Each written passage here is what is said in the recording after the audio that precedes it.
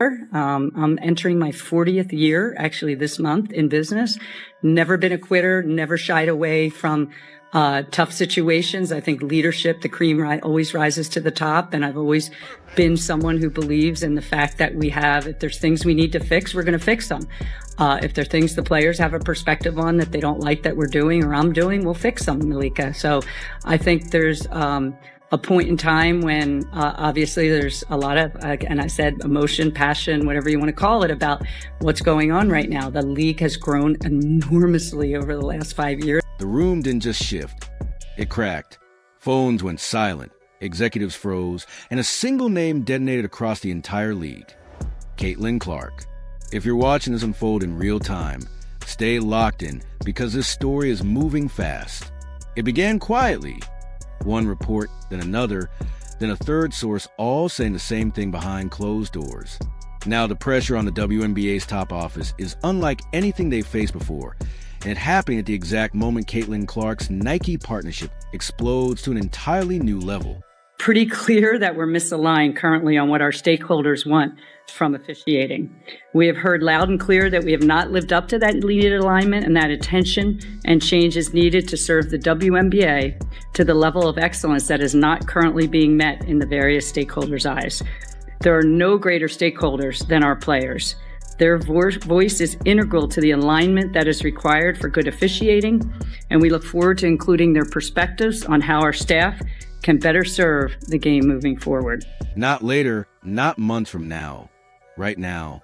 And that timing isn't coincidence, it's collision. While the league was still debating narratives, arguing over tone and questioning impact, Nike had already made its decision. They didn't wait for approval. They didn't ask permission. They backed the truck up. A new wave of Caitlin Clark branding hit the market, and the response was immediate. Sellouts, spikes, global traction. These weren't quiet numbers. They were the kind that publicly embarrassed anyone who ever doubted her. Inside league circles, sources say the mood flipped overnight, and what once looked like control suddenly turned into panic. That as we get up to, the end of the season and then into the end of this calendar year. So we'll dialogue with players. I mean, one-on-one relationships, groups of relationships. Players have reached out to me. Obviously, so have a lot of people in the basketball ecosystem about all the momentum we have and how important it is to continue that momentum. And I think together What was once silence turned into emergency conversations. Because you can't downplay someone the world has just crowned. That's when the tension reached the top. Reports began circulating that Commissioner Kathy Engelbert's position was under serious internal strain. Not a headline resignation, not a press release, but pressure. The kind you feel when the ground shifts beneath your feet, and everyone knows why. Players are watching. Sponsors are watching. Fans are watching. And Caitlin Clark isn't saying much, but she doesn't need to. Every time her name trends, every time her ad runs, every time her jersey moves units faster than anyone predicted, the contrast gets louder. The league tried to manage the moment. Nike amplified it, and that's the problem. It's an incredibly isolating thing, and you don't really understand it until you go through it. And then I think the challenge for myself was just, it was one injury, and then it was like a little better, and then it kind of continued to compound and get worse, and, other things pop up, and then I had the ankle injury. So it feels nice to finally be back to 100%. And in a way, at the end of the WNBA season, obviously I did everything I could to try to be able to come back and, be able to play for my team. But, it just didn't really work. I think that was almost a way of relief for myself, just knowing that, I gave everything I could to possibly try to play, but my body just wasn't really letting me. And then, I continued to rehab, and now feeling back at 100%, it honestly took. Inside the business side of basketball, insiders say this was never about one deal. It was about control. Who defines the future? Who benefits from momentum? And who misread the moment so badly it can't be walked back? That's where things got uncomfortable. Sources describe closed-door meetings, tense exchanges, and words like grateful, platform, and timing floating through the room. The kind of language that never plays well when the numbers tell a completely different story. Because Caitlin Clark didn't just bring attention. She brought leverage, and leverage changes everything.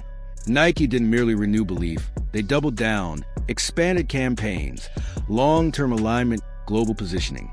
This wasn't a bet, it was a verdict. And when the biggest brand in sports decides who matters most, the rest of the ecosystem either adjusts or fractures. That's why this moment feels different. Not loud, not messy, just heavy.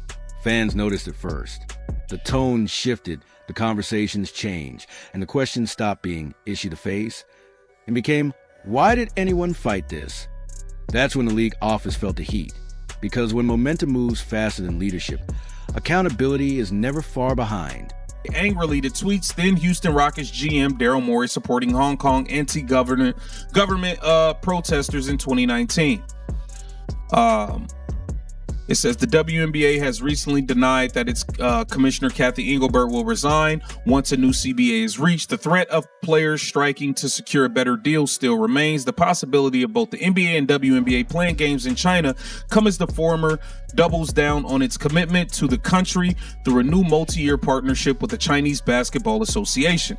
This collaboration is a continuation of our long-term efforts to elevate the game of basketball in China at all levels. We look forward to strengthening our collective commitment to developing the next generation of NBA and WNBA players from China. Reports say Engelbert has been evaluating next steps.